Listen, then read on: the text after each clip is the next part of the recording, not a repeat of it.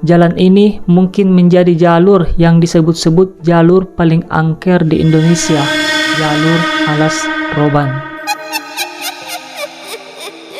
Jalur Alas Roban adalah bagian dari Jalan Pantura di Kabupaten Batang, Jawa Tengah, yang dikenal dengan tanjakan curam dan berbelok. Jalur ini menghubungkan Batang dan Semarang dan dulunya merupakan jalur utama sebelum adanya jalan tol.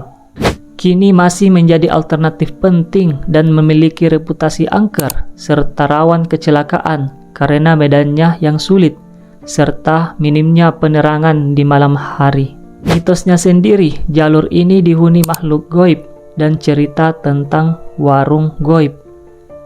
Lokasi mistis lainnya termasuk pohon beringin yang besar dikeramatkan dan batu tenong. Reputasi angkernya juga diperparah oleh fakta jalur yang berbahaya, curam, serta rawan kecelakaan.